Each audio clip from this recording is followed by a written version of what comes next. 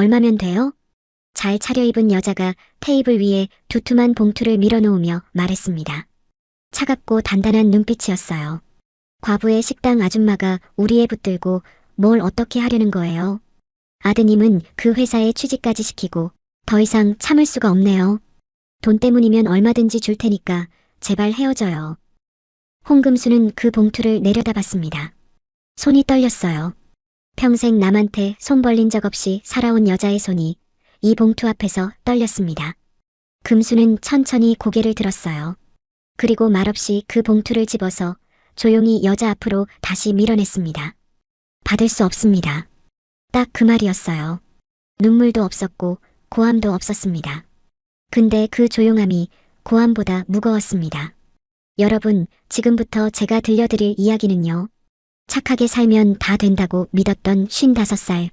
여자가 살면서 단 한 번도 예상하지 못했던 감정에 완전히 무너지는 이야기입니다. 그것도 하필이면 자기 아들 회사 대표한테요. 말이 됩니까, 이게? 본인도 말 안 된다는 거 압니다. 나이 차이는 10살, 아들은 그 남자 회사 신입사원, 남자 새어머니는 금순이랑 동갑. 이렇게 얽히고 설킨 관계가 세상에 또 있을까요? 근데 심장이라는 게 이 복잡한 계산을 하나도 안 하거든요. 그냥 뜁니다. 눈치도 없이 주책스럽게 마구마구. 주인공 홍금순, 올해 55입니다. 그녀의 하루는 매일 새벽 5시에 시작됩니다. 인천에서 가져온 청국장 메주 덩어리를 꺼내 냄새를 맡고 국물용 멸치를 한 줌 우려내고 배추를 썰고 두부를 잘라 냄비에 던져넣는 손이 막힘없이 움직이죠. 20여 평짜리 백반집, 간판도 오래돼서 글씨가 반쯤 지워진 금순네 밥상. 서울 마포구 골목 안쪽, 찾아오기 불편한 자리에 있는데도 단골이 끊이지 않는 이유는 딱 하나입니다. 밥이 사람 냄새가 난다고 오는 손님마다 그렇게 말했거든요. 남편 민찬이 간지 꼭 10년이 됐네요. 무단 횡단하는 오토바이 하나가 그 사람 인생을 순식간에 가져가 버린 겁니다. 새벽 배달 나갔다가 돌아오지 않은 그날 이후 금수는 울 시간도 없이 앞치마를 둘렀습니다. 27짜리 아들 민석이 그때 17이었으니까요. 고등학교 2학년짜리 애 하나 붙들고 여자 혼자 식당을 꾸려나간다는 게 참 녹록지 않았죠. 혼자 산다고 우습게 보고 툭툭 던지는 농담에 가슴에 멍이 드는 날도 한두 번이 아니었고 세상이 왜 이렇게 넓고도 좁게 느껴지나 싶어서 새벽에 혼자 펑펑 울다 눈이 퉁퉁 부은 채로 아침 장사를 시작한 날도 많았습니다. 그래도 버텼어요. 금수는 그렇게 사는 사람이었거든요. 김정도가 처음 금순네 밥상에 들어온 건 3년쯤 전이었습니다. 점심시간이 한참 지난 2시, 손님도 빠지고 금순이 테이블을 닫고 있을 때였죠. 정장 상의를 벗어 팔에 걸친 남자가 들어서더니 메뉴판을 보지도 않고 된장찌개 달라고 했습니다. 된장찌개랑 공깃밥 하나, 그게 다였어요. 먹는 모습이 특이했습니다.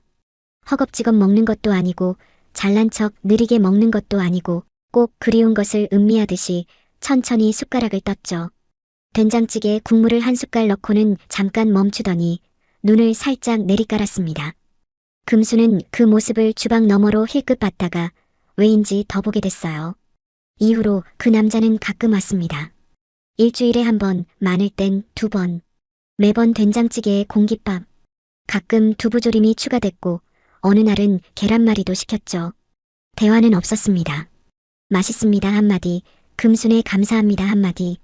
그게 전부였어요. 그런데 이상하게 그 남자가 오는 날은 금순이 된장찌개 간을 한 번 더 봤습니다. 자기도 모르게요. 그 남자가 김정도인 줄 안 건 민석이 취업을 하고 나서였습니다. 아들이 1년 가까이 집에서 백수로 지내다가 겨우 한 중소기업에 붙었다고 했을 때 금수는 회사 이름을 흘려들었죠. 어디든 취직이 됐다는 것만으로도 가슴이 벅찼으니까요. 그러다 어느 저녁 정도가 식당에 앉아 된장찌개를 먹다가 스스로 말을 꺼냈습니다. 사장님, 제가 저쪽 테크밸리 쪽에 회사 있거든요. 이 근처 밥집 찾다가 여기를 알게 됐는데 이제 못 끊겠네요. 그제야 금수는 명함을 받아들었죠. KN솔루션즈 대표이사 김정도. 민석이 다니는 그 회사였습니다. 가슴이 철렁 내려앉았어요. 아들 회사 대표라니.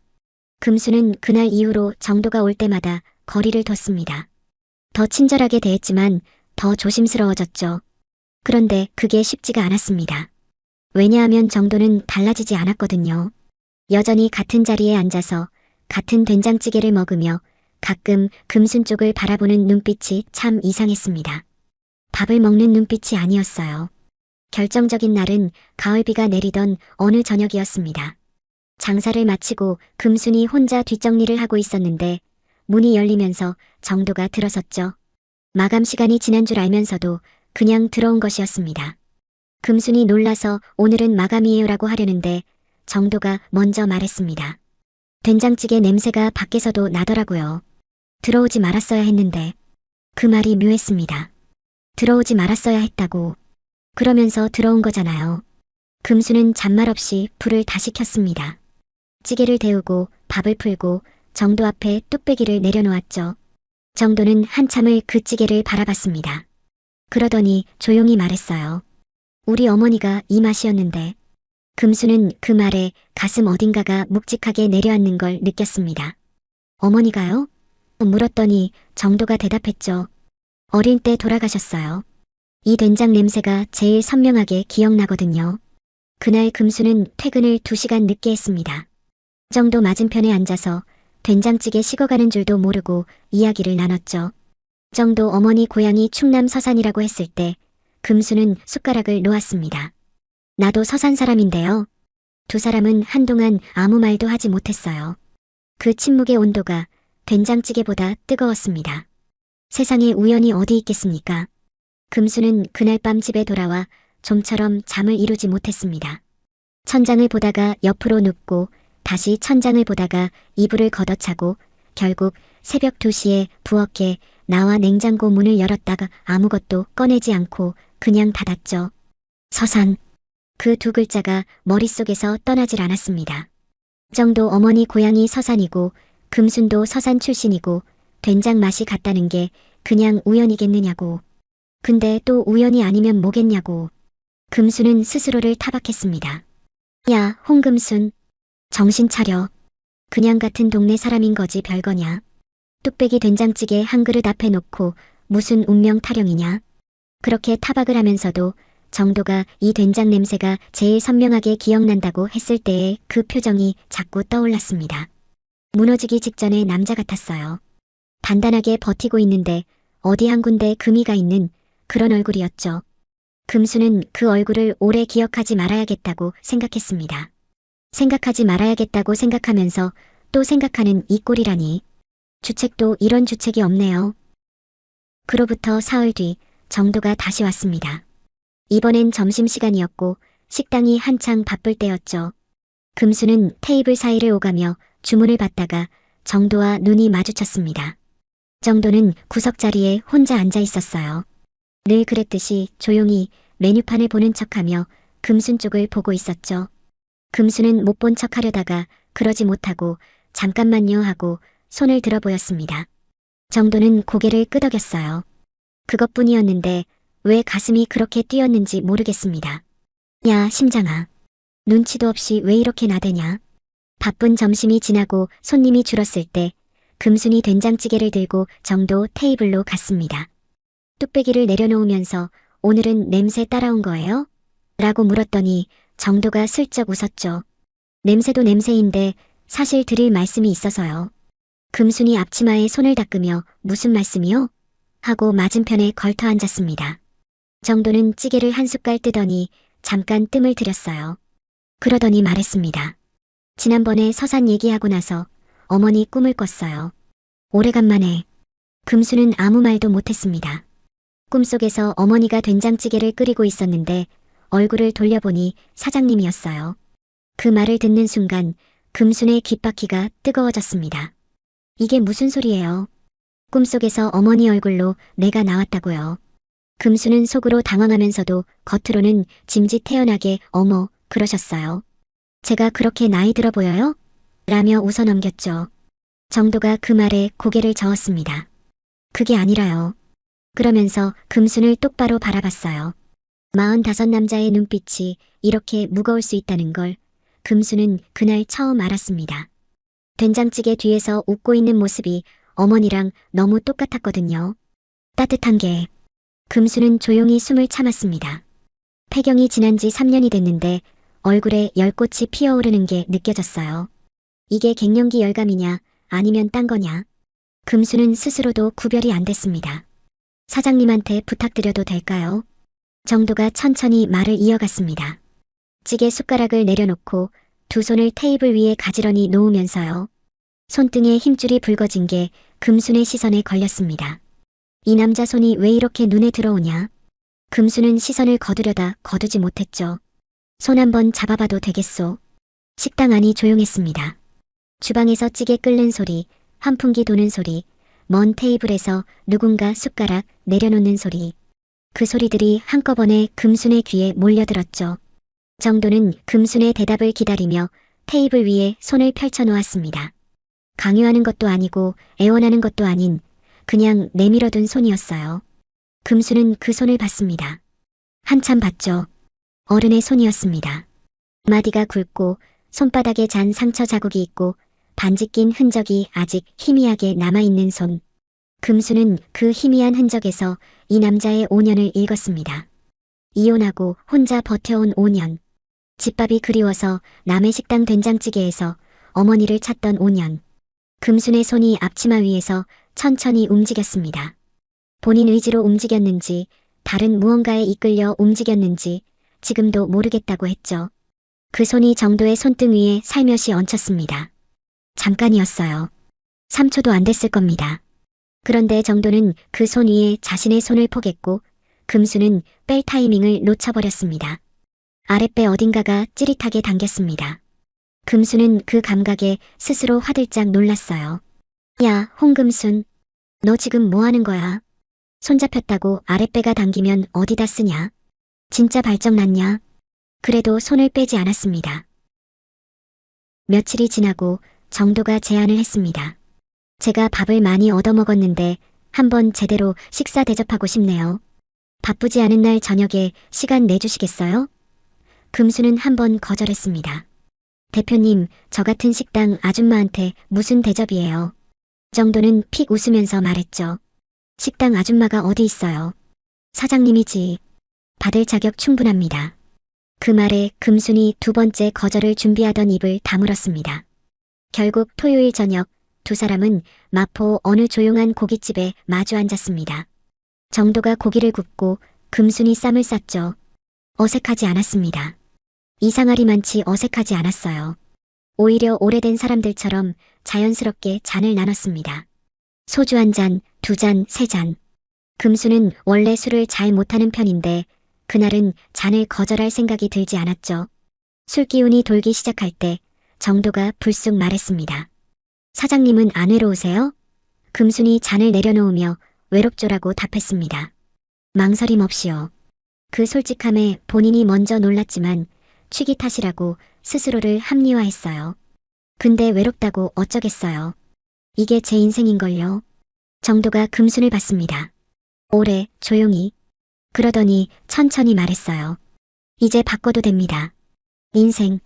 금순은 그 말을 웃음으로 받아쳤습니다. 대표님, 술 많이 드셨어요. 정도도 웃었죠.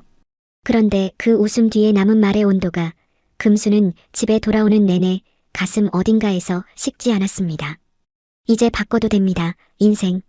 10년을 혼자 버텨온 여자한테 이 말이 얼마나 무겁게 꽂히는 건지 정도는 알았을까요? 몰랐을까요? 금수는 그게 궁금했습니다. 궁금하다는 게 이미 이 남자한테 마음이 열리기 시작했다는 뜻이라는 것도 금수는 알고 있었죠. 알면서도 막을 수가 없었습니다. 연인이 된다는 게 거창한 게 아니었습니다. 어느 날 갑자기 고백을 한 것도 아니고 드라마처럼 빗속에서 손을 잡은 것도 아니었죠. 그냥 어느 날부터 정도가 식당 문을 닫을 시간에 맞춰 나타났습니다. 손님 다 나가고 금순이 의자를 올리고 있으면 문 밖에 정도가 서 있었어요. 말없이 들어와서 의자 올리는 걸 같이 했습니다. 금순이 대표님 왜 이러세요라고 하면 정도는 손 있으면 도와야죠라고 했어요. 그게 전부였습니다. 그런데 그 전부가 쌓이다 보니 어느 순간부터 금수는 마감 시간이 기다려지기 시작했습니다. 55 먹은 여자가 마감 시간을 기다린다니요. 금수는 스스로가 우스웠습니다. 근데 우스우면서도 좋았어요. 10년 만에 처음으로 하루 중에 기다려지는 시간이 생긴 겁니다. 관계가 달라진 건 어느 늦가을 저녁이었습니다. 정도가 평소보다 일찍 식당에 왔는데 얼굴이 좋지 않았죠. 넥타이를 느슨하게 풀고 있었고 눈밑이 거뭇했습니다. 금순이 오늘 무슨 일 있어요? 라고 물었더니 정도가 쓴웃음을 지었어요. 거래처 하나가 날아갔습니다. 5년 공들인 거. 금수는 아무 말하지 않고 주방으로 들어갔습니다. 잠시 후 두부찌개 뚝배기와 소주 한 병을 들고 나왔죠. 정도 앞에 내려놓으면서 말했습니다. 많이 아프겠네요. 금순이 낼 수 있는 가장 솔직한 위로였습니다. 정도는 그 말을 듣더니 잠깐 멈췄어요. 그러더니 말했습니다. 아프다고 말해준 사람이 오래간만이네요. 금수는 맞은편에 앉으면서 소주잔 2개를 꺼냈습니다. 한 잔을 채워 정도 앞에 밀어놓고 한 잔은 자기 앞에 뒀죠. 나도 한 잔 해야겠다. 같이 아파줄게요. 정도가 금순을 받습니다. 한참을요. 그날 소주가 2병 반이 비었습니다. 말이 많아진 건 2병째부터였죠. 정도가 이혼 이야기를 꺼냈고 금순이 남편 이야기를 꺼냈어요. 서로의 가장 쓴 부분을 꺼내 테이블 위에 올려놓고 담담하게 바라봤습니다. 울지 않았어요. 울기엔 두 사람 다 너무 많이 겪어온 사람들이었죠. 그냥 그랬군요 하고 그랬죠 하면서 잔을 비웠습니다. 3번째 병을 따면서 정도가 말했습니다. 홍 사장? 성에 사장을 붙여서 부른 건 처음이었어요. 금순이 왜요라고 했더니 정도가 잔을 내려놓으며 말했습니다. 나 이 사람 좋은 거 맞죠? 금수는 순간 숨이 멎었습니다. 정도가 계속 말했어요. 연애를 안 한 지 하도 오래돼서 이게 좋은 건지 그냥 익숙한 건지 내가 헷갈리거든요. 금수는 한참 뒤에 대답했습니다. 나도 헷갈려요. 정도가 웃었어요. 그럼 둘 다 헷갈리는 거네. 금순도 웃었습니다. 웃으면서 속으로는 생각했죠. 이게 헷갈리는 거면 나 지금 한 5년은 헷갈린 거야. 이 주책스러운 것. 그날 밤 정도가 식당 문 앞에서 금순을 배웅하면서 손을 잡았습니다. 꽉 잡은 게 아니라 그냥 살며시 손가락이 겹치는 정도였는데도 금순은 집에 들어오는 내내 그 손의 온도를 손바닥에서 지우지 못했습니다. 침이 꼴깍 넘어갔어요. 55 먹은 여자가 손잡혀서 침을 꼴깍 삼킨다니. 금순은 혼자 웃다가 이불 속으로 파고들었습니다. 그렇게 두 사람은 연인이 됐습니다. 선언 같은 건 없었어요. 어느 날부터 정도가 퇴근 후에 문자를 보내기 시작했고 금순이 답장을 했습니다. 처음엔 오늘 장사 잘 됐어요? 였다가 나중엔 밥은 먹었어요? 가 됐고 어느 순간부터 오늘 보고 싶었어요로 바뀌었죠. 금순은 그 문자를 받을 때마다 폰을 엎어놨다가 다시 뒤집었습니다. 읽고 또 읽었어요. 보고 싶었다고. 이 남자가 나를. 만남은 조심스러웠습니다. 둘 다 그 조심스러움의 이유를 알고 있었죠. 금순에겐 아들 민석이 있었고 정도에겐 회사가 있었습니다. 그리고 민석이 정도의 회사에 다니고 있다는 사실이 두 사람 사이에 항상 무언의 무게로 놓여 있었어요. 금순은 이 사실을 알고 난 뒤로 정도에게 한번 물었습니다. 민석이 때문에 나한테 잘해주는 거 아니죠? 정도가 잠깐 금순을 바라보더니 말했어요. 민석 씨가 들어온 게 홍 사장 아드님인 줄 안 건 사귀고 나서입니다. 금순은 그 말을 믿었습니다. 믿고 싶어서가 아니라 이 남자가 거짓말하는 사람이 아니라는 걸 이미 알고 있어서요. 운명이라 생각하기로 했습니다. 그렇지 않고서는 설명이 안 됐으니까요. 서산 출신 어머니, 된장찌개 맛, 아들과 회사. 이게 다 우연이라면 세상에 우연이 너무 많은 겁니다. 몰래 만나는 1년이 쌓였습니다. 정도는 금순의 쉬는 날에 맞춰 드라이브를 했고 금순은 가끔 반찬을 싸서 정도 회사 근처에서 건넸죠. 크지 않은 것들이었습니다. 근데 그 작은 것들이 쌓이는 게 금순한테는 새로운 인생이 시작되는 것 같은 느낌이었어요. 남편이 간 후로 나를 위한 시간이라는 게 없었는데 정도랑 있는 시간만큼은 오롯이 금순 자신으로 있을 수 있었습니다. 정도는 금순에게 무리한 요구를 한 번도 하지 않았습니다. 늦은 밤에 부르지도 않았고 식당 일정을 무시하고 만나자고 하지도 않았어요. 오히려 장사가 끝나길 기다렸고 힘든 날엔 그냥 같이 앉아 있었죠. 금수는 그 점이 좋았습니다.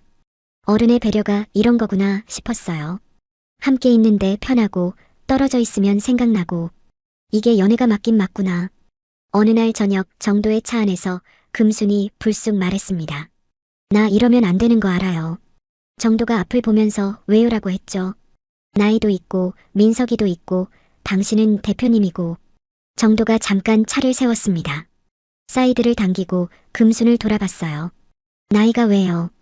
민석 씨는 제가 책임지고요. 대표면 어때요?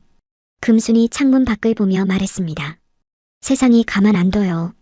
정도가 천천히 대답했습니다. 세상이 우리 인생 살아줍니까?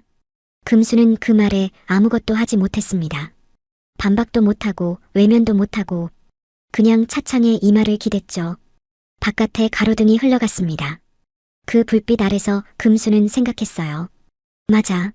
세상이 내 인생 대신 살아준 적 없지. 남편 가던 날도 민석이 백수로 지내던 1년도 새벽마다 혼자 국물관 보던 그 수많은 아침도 다 내가 살았지. 그렇다면 이것도 내가 선택해도 되는 거 아닌가. 금순의 손이 천천히 정도의 손 위에 얹혔습니다. 이번엔 금순이 먼저였어요. 정도는 아무 말도 하지 않았습니다. 그냥 그 손을 꽉 쥐었죠. 차 안의 공기가 달아올랐습니다. 창문에 서리가 슬며시 끼기 시작했어요. 그 1년이 끝나갈 무렵 균열이 왔습니다. 정도의 새어머니 지숙이었습니다. 어떻게 알게 됐는지는 몰랐어요. 동네가 좁은 건지 누가 흘린 건지 어느 월요일 오전 손님이 없는 시간에 식당 문이 벌컥 열렸습니다. 잘 차려입은 50대 여자가 들어서더니 주위를 한번 둘러보고 금순 앞에 섰죠.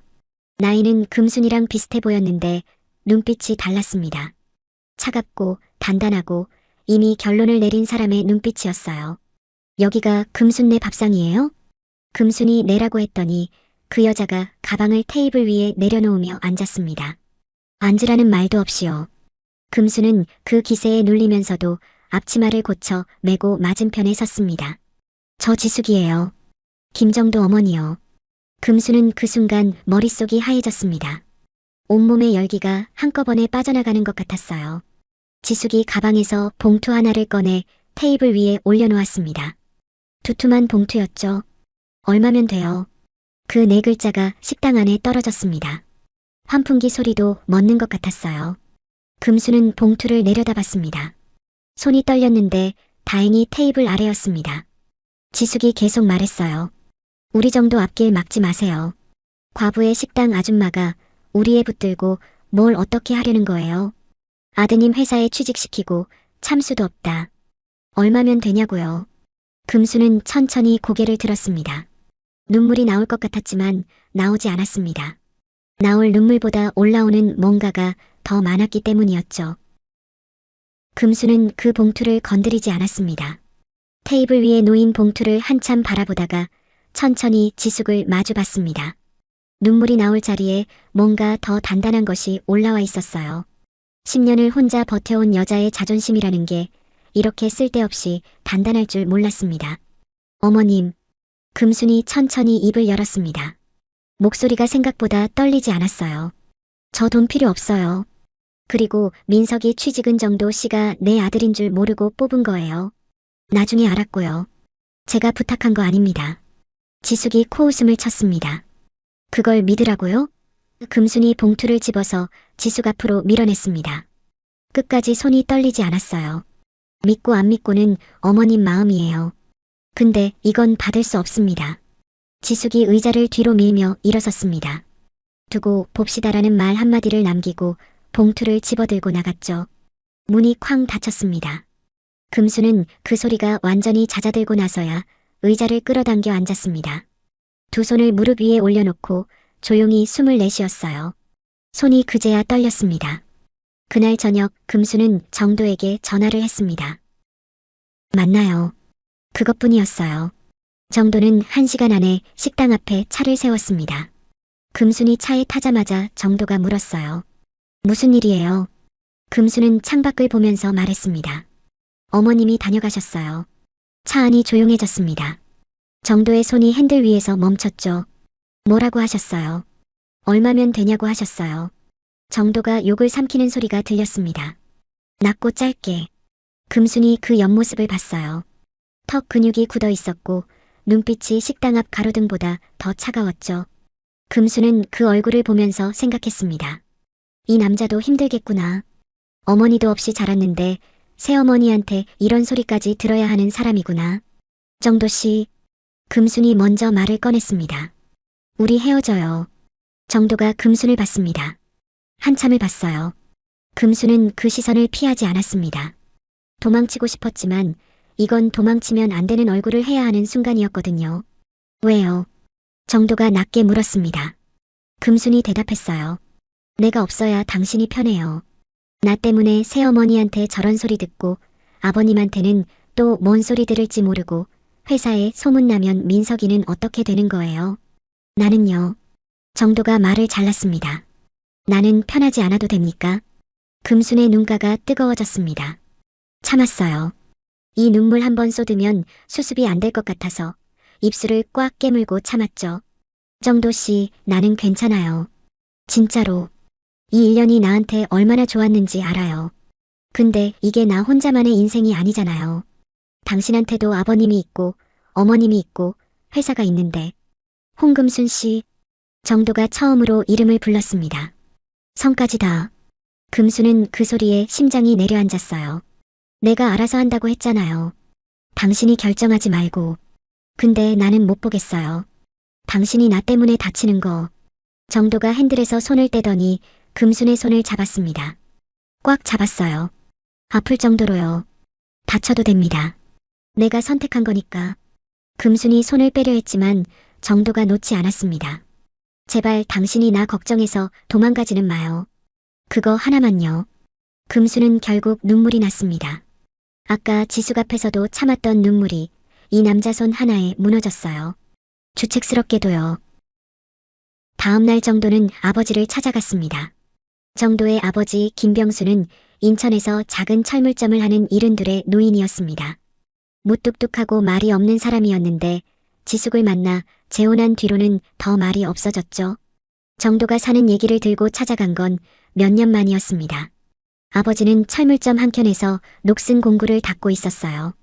정도가 들어서자 힐끗 보고는 다시 공구로 시선을 내렸습니다. 무슨 일이냐? 아버지, 제가 좋아하는 사람 생겼어요. 병수가 손을 멈췄습니다. 그리고 천천히 공구를 내려놓으며 아들을 봤죠. 들었다. 정도가 놀랐습니다. 들으셨어요? 병수가 의자를 끌어당겨 앉으며 말했어요. 지숙이한테 들었어. 과부의 식당 여자라더만. 정도가 침착하게 대답했습니다. 네. 근데 좋은 사람이에요. 아버지. 병수가 한참 아들을 봤습니다. 그러더니 말했어요. 안 된다. 두 글자였습니다. 짧고 단호하게. 정도가 왜요라고 하자 병수가 자리에서 일어섰습니다. 나이가 얼마나 차이 나는데. 거기다 네 회사 직원 어머니라며. 그게 말이 되냐? 남들이 뭐라 하겠어.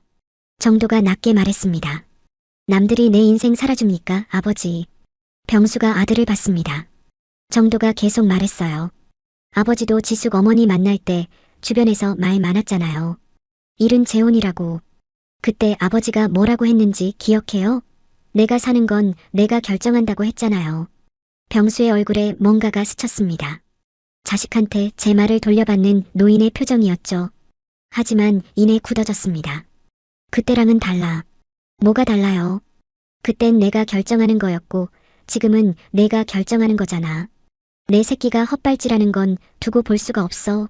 정도는 더 말하지 않았습니다. 매몰차게 닫힌 문 앞에서 말을 더 얹어봤자 소용없다는 걸 아는 나이가 됐으니까요. 그냥 고개를 숙였습니다. 생각해주세요, 아버지.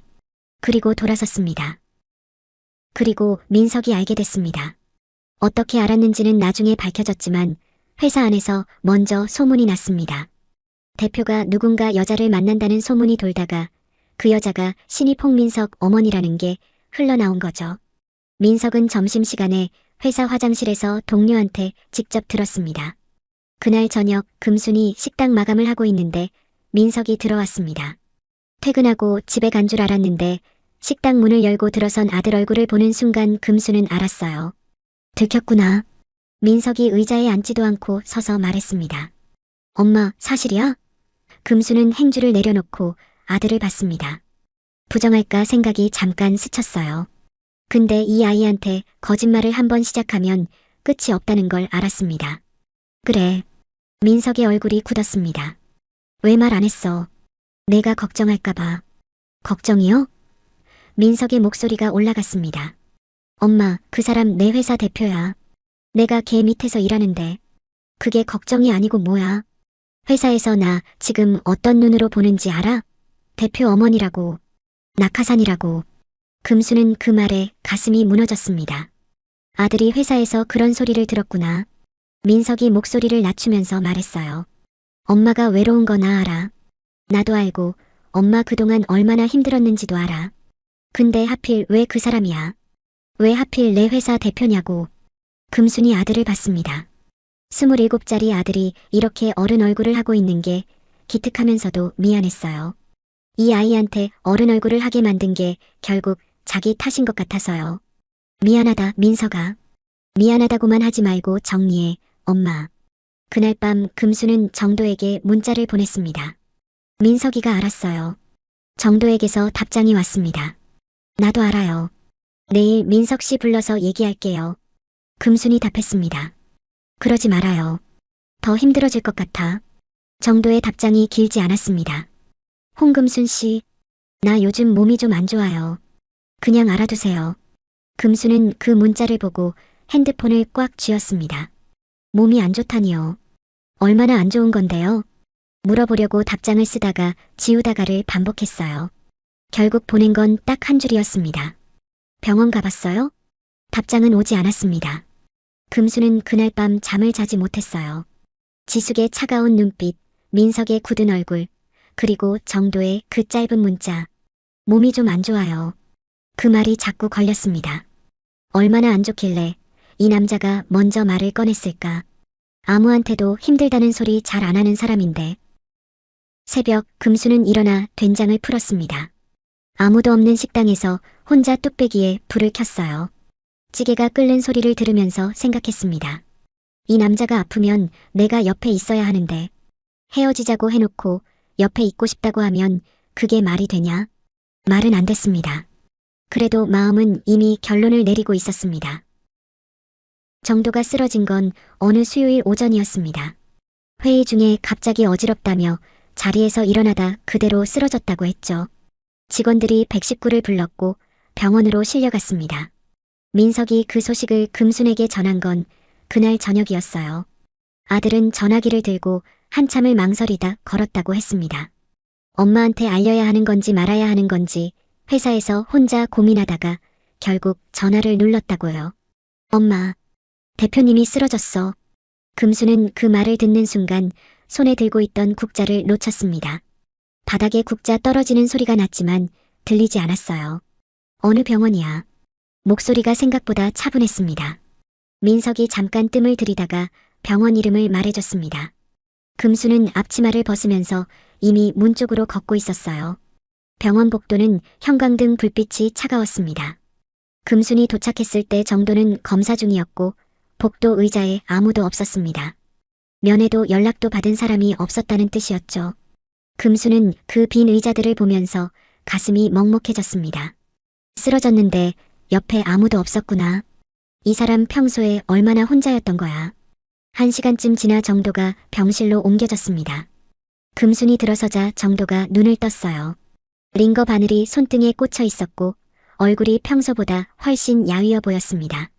정도가 금순을 보더니 쓴웃음을 지었어요. 왜 왔어요? 금순이 의자를 끌어당겨 침대 옆에 앉으면서 말했습니다. 몸 안 좋다고 했잖아요. 병원 가봤냐고 물었는데 답장도 없었고. 정도가 눈을 천장으로 돌렸습니다. 별거 아닐 거예요. 금순이 말했어요. 별거 아닌 사람이 회의 중에 쓰러져요? 별거가 맞지 않았습니다. 사흘 뒤 결과가 나왔습니다. 위암 2기였어요. 초기와 중기 사이 다행히 전이는 없었지만 수술이 필요했습니다. 담당 의사가 설명하는 동안 정도는 표정 하나 바꾸지 않았습니다. 금수는 그 옆에 앉아서 의사 말을 받아 적으면서 정도의 손이 무릎 위에서 가만히 쥐어지는 걸 봤어요. 꽉 쥔 주먹이었습니다. 아무것도 내색하지 않으려는 사람의 주먹이었죠. 의사가 나가고 나서 금순이 정도 손 위에 손을 얹었습니다. 말은 하지 않았어요. 정도도 말하지 않았습니다. 한참을 그렇게 있었죠. 창밖으로 병원 정원의 나무가 바람에 흔들리고 있었습니다. 정도가 천천히 입을 열었어요. 무섭네요, 조금. 금순이 그 손을 더 꽉 쥐었습니다. 나도 무서워요. 같이 무서워할게요. 수술 날짜가 잡혔습니다. 그 사이 지숙이 병원에 왔습니다. 병실 문을 열다가 금순과 눈이 마주쳤죠. 지숙의 얼굴에 복잡한 것들이 스쳐갔습니다. 금순은 자리에서 일어서려 했어요. 지숙이 손을 들었습니다. 앉아있으라는 게 아니라 말하겠다는 손짓이었죠. 정도야. 지숙이 침대 옆에 서서 아들을 봤습니다. 정도가 새어머니를 봤어요. 어머니, 오셨어요. 지숙이 잠깐 금순을 보더니 다시 정도를 봤습니다. 언제부터 아팠냐? 정도가 대답했습니다. 좀 됐어요. 지숙이 아랫입술을 깨물었습니다. 그러더니 낮은 목소리로 말했어요. 왜 말 안 했어? 그 목소리에 차가움이 없었습니다. 금수는 그걸 알아챘어요. 지숙이 잠시 후 병실을 나갔습니다. 복도에서 금순을 불렀죠. 금순이 따라 나가자 지숙이 창가에 서서 말했습니다. 시선은 창밖을 향한 채였어요. 저번에 내가 한 말 취소는 못해요. 그때 내 마음이었으니까. 금순이 말없이 들었습니다. 지숙이 계속했어요. 근데 저 애가 아프다는데. 옆에 있어줄 사람이 없다는데. 잠깐 멈췄다가 말했습니다. 당신이 있어줄 거예요? 금순이 똑바로 대답했습니다. 네, 있을 겁니다. 지숙이 한참 금순을 봤습니다. 그러더니 고개를 끄덕이고 돌아섰어요. 더 말은 없었습니다. 그게 허락이었습니다. 어른들끼리의 말 없는 허락이었어요. 수술은 4시간이 걸렸습니다. 금수는 수술실 앞 복도에서 기다렸습니다. 혼자요. 처음 2시간은 기도했습니다. 그 다음 1시간은 멍하니 앉아 있었고 마지막 1시간은 눈을 감고 정도 얼굴을 떠올렸어요. 된장찌개 앞에서 눈을 내리깔던 얼굴, 손을 내밀던 얼굴, 차 안에서 핸들을 쥐던 옆모습, 이름을 처음 불러준 날의 낮은 목소리. 그 얼굴들을 하나씩 꺼내 들여다봤습니다. 이 사람이 살아서 나와야 한다고. 살아서 나오면 이제 숨기지 않겠다고. 체면 때문에, 민석이 때문에 세상이 뭐라 할까봐 움츠러들지 않겠다고. 다 살아서 나오면 하겠다고. 수술실 문이 열렸습니다. 의사가 나오면서 말했어요. 잘 됐습니다. 금수는 그 말을 듣고 의자 등받이에 등을 기댔습니다. 소리 없이 눈물이 흘렀어요. 닦지 않았습니다. 복도에 사람도 없었고 이 눈물은 그냥 흘려도 될 것 같았으니까요. 민석이 병원에 온 건 수술 다음 날이었습니다. 퇴근하고 오자마자 병실로 들어섰는데 금순이 침대 옆 의자에서 졸고 있었어요. 밤새 지킨 게 얼굴에 다 보였죠. 민석은 그 모습을 한동안 바라봤습니다. 어머니가 저렇게 작은 사람이었나 싶었어요. 앞치마 대신 얇은 가디건을 입고 목을 꺾어 의자에서 잠든 어머니가 갑자기 낯설고도 안쓰러웠습니다. 정도가 깨어 있었습니다. 민석과 눈이 마주쳤어요. 정도가 먼저 말했습니다.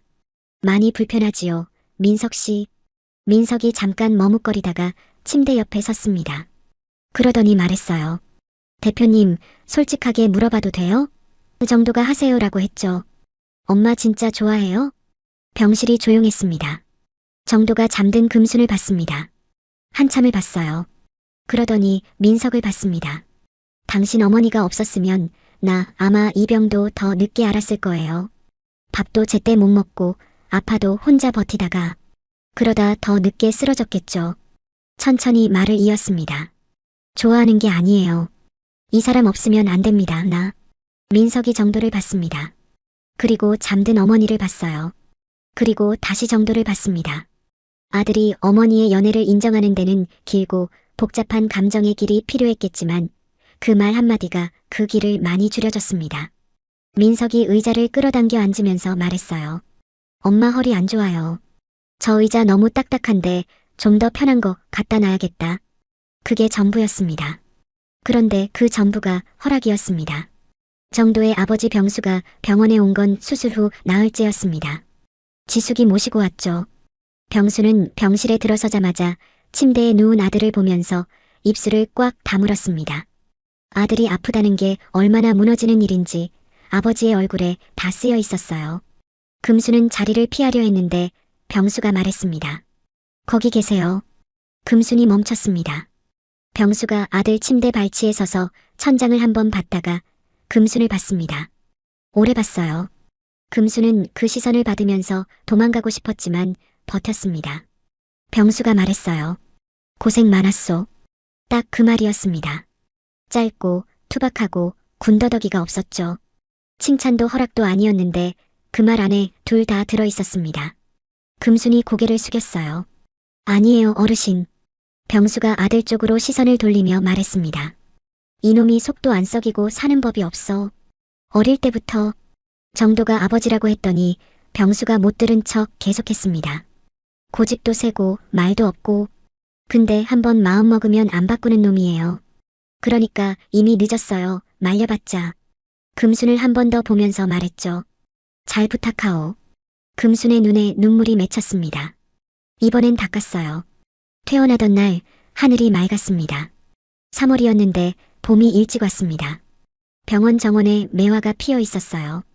금순이 정도를 휠체어에 태워 밀고 나오면서 꽃을 보며 말했습니다. 봄이 왔네요. 정도가 고개를 들어 하늘을 봤습니다. 늦게 왔네요. 금순이 웃으면서 말했죠. 봄은 늦게 와도 봄이에요. 정도가 손을 뻗었습니다. 휠체어를 미는 금순의 손을 잡으려는 거였어요. 금순이 한 손을 내줬습니다. 정도가 그 손을 쥐고 말했습니다. 홍금순 씨. 금순이 왜요라고 했더니 정도가 웃으면서 말했어요. 나랑 밥 먹어요. 앞으로도. 오래. 뼈 있는 대사도 능글맞은 농담도 아니었습니다. 그냥 단순하고 솔직한 말이었어요. 근데 그 단순함이 지난 1년의 어떤 말보다 가슴 깊이 박혔습니다. 금수는 걷던 발을 멈추지 않으면서 말했어요. 그래요. 오래 먹어요, 같이. 그 봄부터 금순네 밥상에는 저녁이 달라졌습니다.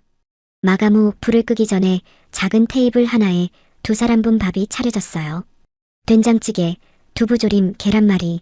거창하지 않은 밥상이었지만 그 밥상 앞에 마주 앉은 2사람의 얼굴이 달랐습니다.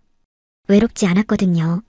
민석은 가끔 퇴근하다 들러 그 밥상에 숟가락을 하나 더 얹었습니다. 처음엔 어색하게 앉아있다가 어느 날부터는 먼저 반찬 뚜껑을 여는 아들이 됐어요. 지숙은 명절 때 금순이 담근 깍두기를 얻어가는 사이가 됐고 병수는 가끔 인천에서 올라올 때 금순네 밥상에 들러 설렁탕 한 그릇을 비우고 갔습니다. 말이 없어도 그게 인정이었습니다. 정도는 수술 후 6달이 지나 다시 회사로 복귀했습니다. 복귀 첫날 아침 금순이 보온 도시락을 쌌어요. 된장찌개랑 밥이었죠. 정도가 회사에서 문자를 보냈습니다. 오늘도 어머니 생각났어요. 근데 이젠 그립지 않아요. 사장님 생각이 더 많이 나거든요. 금수는 그 문자를 읽고 주방 앞에 서서 혼자 웃었습니다. 폐경이 지나도 얼굴에 열꽃은 피는 모양이었어요. 야, 홍금순. 55에 연애를 해도 이렇게 설레냐. 설렜습니다. 부끄럽게도 당당하게도. 봄은 늦게 와도 봄입니다. 10년을 혼자 된장찌개 간을 봐온 여자에게도 5년을 남의 식당에서 집밥 냄새를 찾아온 남자에게도 봄은 결국 왔습니다. 거창하지 않았어요. 매일 아침 새벽 5시에 시작되는 금순의 하루가 그대로였고 정도가 넥타이를 매는 아침도 그대로였습니다. 달라진 건 그 하루의 끝에 기다려지는 사람이 생겼다는 것뿐이었죠. 그걸로 충분했습니다. 아니, 그걸로 충분하고도 남았습니다. 금순네 밥상 간판에 지워진 글씨는 그의 봄에 새로 칠해졌습니다. 정도가 사다리를 들고 와서 직접 칠했거든요. 금순이 밑에서 대표님 떨어지면 어떡해요라고 하자 정도가 위에서 내려다보며 말했습니다. 이 정도는 해줘야 밥값하죠. 금순이 혀를 찼습니다. 얼른 내려와요, 이 사람아. 이 사람아. 금순이 처음 그 호칭을 쓴 날이었습니다. 대표님도 아니고 정도 씨도 아니고 이 사람아. 정도는 사다리에서 내려오면서 웃었습니다. 오래 깊게 골목 안쪽 찾아오기 불편한 자리에 작은 식당에 새 간판이 걸렸습니다. 금순네 밥상. 글씨가 선명하고 따뜻했어요. 그 봄날 오후 두 사람의 그림자가 나란히 골목에 길게 늘어졌습니다. 여러분, 홍금순 씨의 이야기를 어떻게 보셨나요? 55살 식당 여주인과 45살 중소기업 대표. 된장찌개 한 그릇에서 시작된 인연이 손 한 번 잡히는 것만으로도 귀까지 빨개지던 설렘이, 그리고 수술실 앞 차가운 복도에서 4시간을 혼자 버티던 그 사랑이, 끝까지 함께 해주셔서 진심으로 감사합니다. 저는요, 이 이야기에서 가장 마음에 걸린 장면이 하나 있어요. 금순 씨가 지숙 씨한테 돈 봉투를 돌려밀던 그 순간이었습니다. 울지도 않고 소리 지르지도 않고 그냥 조용히 밀어냈잖아요. 그 장면에서 저는 생각했어요. 이 여자 보통이 아니구나. 10년을 혼자 버텨온 사람의 자존심이라는 게 저렇게 생긴 거구나. 사실 금순 씨처럼 사는 분들이 우리 주변에 참 많습니다. 새벽부터 일어나 남밥 차려주면서 정작 본인 밥은 서서 먹고 외롭다는 말 한마디 꺼낼 틈도 없이 하루를 닫는 분들. 그런 분들한테 세상은 종종 너무 가혹하죠. 나이 먹고 무슨 연애냐, 분수를 알아야지, 남 눈에 어떻게 보이겠냐. 이런 말들이 얼마나 사람 가슴에 못을 박는지 당해보지 않으면 모릅니다. 근데 있잖아요. 금순 씨는 그 못을 하나씩 다 뽑아냈습니다. 혼자서요. 그리고 봄을 맞이했어요. 저는 그게 제일 멋있었습니다. 지금 혼자 밥 먹는 게 당연해진 분. 오늘도 아무 말 없이 하루를 닫은 분. 나한테는 이런 인연이 오지 않을 거라고 이미 포기한 분. 금순 씨도 그랬습니다. 10년을 그렇게 살았어요. 근데 왔습니다. 봄이. 예고도 없이 된장찌개 냄새처럼 스며들었어요. 여러분의 봄도 지금 어딘가에서 오고 있을 겁니다. 아직 안 왔다고 없는 게 아니에요. 금순 씨처럼 오늘 하루도 그냥 버텨주세요. 버티는 사람한테 봄은 반드시 옵니다. 오늘 이야기 함께 해주셔서 정말 고맙습니다. 이 채널에는 금순 씨처럼 평범하지만 평범하지 않은 사람들의 이야기가 계속 올라옵니다. 누군가의 진짜 인생, 누군가의 진짜 감정, 누군가의 진짜 사랑 이야기들이요. 아직 구독 안 하신 분들, 지금 구독 버튼 한 번만 눌러주세요. 알림 설정까지 해두시면 다음 이야기 제일 먼저 들으실 수 있습니다. 그리고 댓글에 꼭 한마디 남겨주세요. 금순 씨 이야기 어떠셨는지, 어느 장면에서 가장 마음이 움직이셨는지, 혹시 나도 이런 경험 있다 싶은 분은 그 이야기도 나눠주세요. 여러분의 댓글 하나하나가 이 채널을 따뜻하게 만들어줍니다. 제가 다 읽습니다. 진짜로요. 다음 이야기도 이렇게 또 함께해요. 그때까지 오늘 하루도 수고 많으셨습니다.